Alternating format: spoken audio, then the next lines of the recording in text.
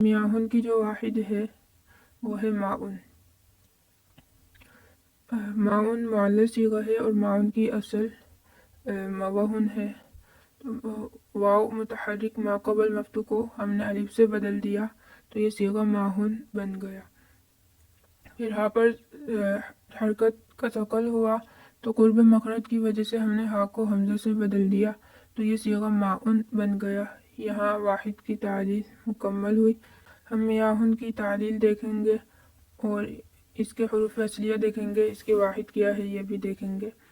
میاہن فعال کے وزن پر ہے، یعنی میاہن میں الف زائد ہے، باقی میم یا ہا فاعل لام کلمے کے وزن پر ہیں۔ اور قاعدہ یہ ہے کہ جمع تکسیر یا تصغیر بناتے ہوئے ہم اصل صیغے کو لیں گے، معلل صیغے کو نہیں لیں گے۔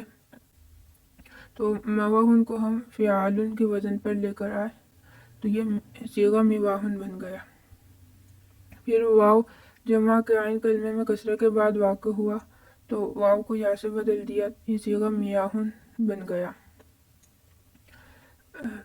پھر ہم تصغیر بنائیں گے۔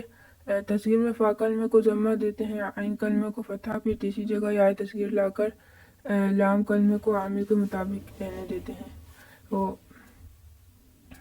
فا کلمے کو ضمہ، عین کلمے کو فتحہ دیا، تیسری جگہ یا تصغیر لا کے لام کلمے کو اس کے عامل کے مطابق اعراب دیا۔